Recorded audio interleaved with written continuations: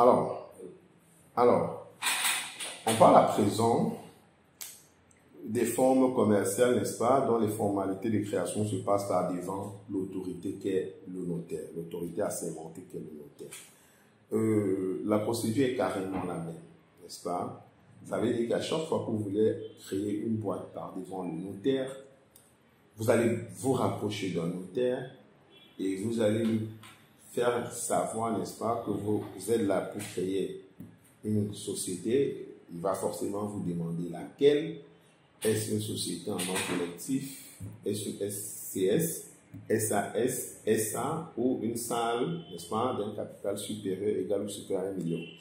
En fonction de la forme juridique, n'est-ce pas, que vous allez lui donner, il y a très souvent des imprimés qui ont déjà été préparés, des fiches qui sont déjà préparées, qu'on va vous soumettre. Il va vous demander un certain ensemble de pièces et d'informations, n'est-ce pas. Côté pièces, il va vous demander photocopie des CNI comme d'habitude des associés.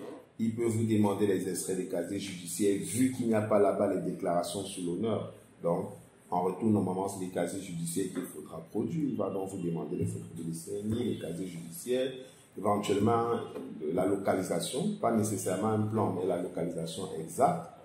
Voilà. Très souvent, il rédige même les statuts, mais il n'est pas impossible que vous veniez avec vos statuts vous-même et qu'il fasse des retouches. Bon. À vous de vous entendre si ça peut jouer sur sa tarification. Mais c'est très peu souvent le cas. Il faudrait déjà ici le préciser clairement. Donc, vous allez remplir ces informations. Au rang des informations qu'il va vous demander, justement pour pouvoir rédiger vos statuts, la dénomination sociale, l'objet social.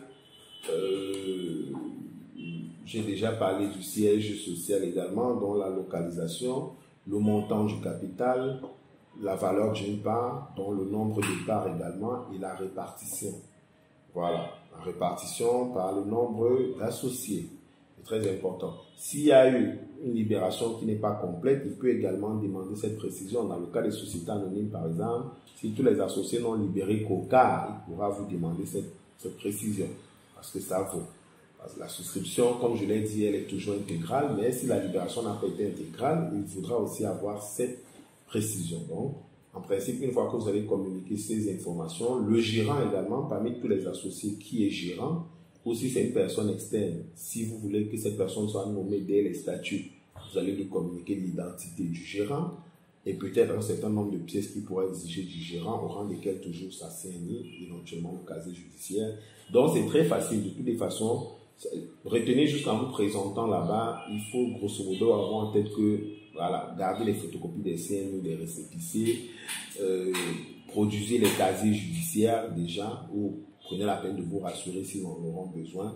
Mais au rang des informations, le nom de la boîte, le lieu où c'est situé, l'objet social de la boîte, vous devez déjà avoir coché ça sur un bout de papier et être prêt à le lui présenter. Le montant du capital, la répartition, dont la valeur d'une part, le nombre d'associés, et soit de la répartition par les associés. En principe, avec ces informations, il sera à même de vous donner une première mouture. Une fois la mouture validée, les pièces fournies, il va également vous donner ses frais. Il faut savoir qu'on tourne autour de 300 000 en ce qui concerne la création de société par devant les notaires.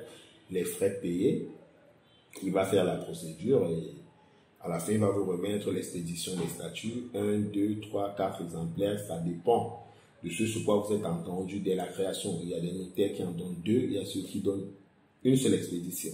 Donc, généralement, dès le formulaire, prenez la peine de vous rassurer sur le nombre d'expéditions que le notaire entend vous donner au terme des formalités. C'est très important. Il va donc vous remettre 2 choses essentiellement. Il va vous remettre votre registre de commerce. Il va vous remettre vos statuts authentiques, authentifiés par lui, bien sûr.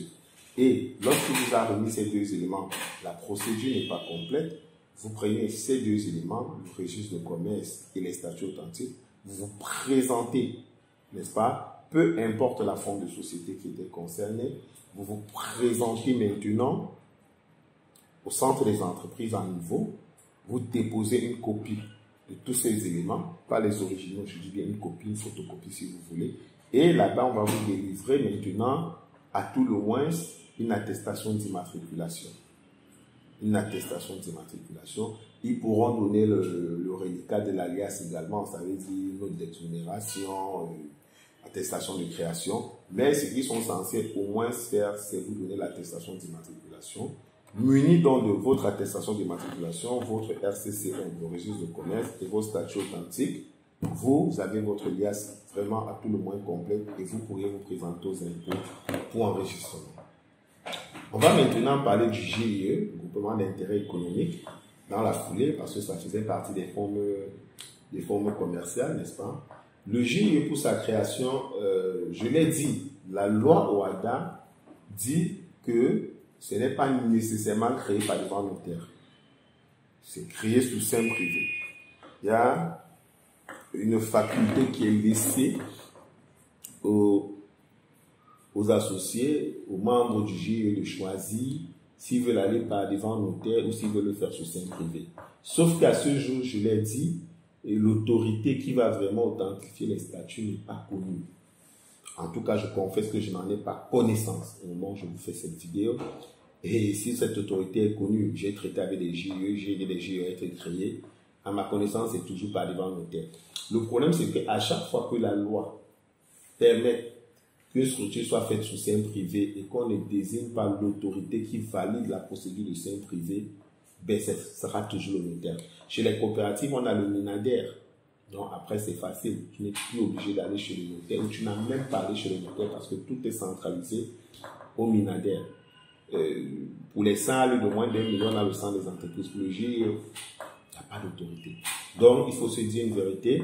Même si les textes OHADA permettent de créer le GIE sous seing privé, il faut savoir que si vous voulez créer un GIE, vous devrez à ce jour aller par devant un notaire. Ça, il faudrait que ce soit dit clairement. Et si vous allez par devant un notaire, ben, ça va être la même chose qu'avec les autres sociétés. On va vous demander les mêmes informations, les mêmes pièces que celles que j'ai déjà citées. On va vous fournir à la fin les mêmes éléments, à savoir vos statuts authentiques ou votre registre de commerce. Et pareil, vous allez vous présenter au centre des entreprises compétentes pour recevoir votre attestation d'immatriculation. Après quoi, vous pourrez aller aux impôts pour enregistrer votre GIE.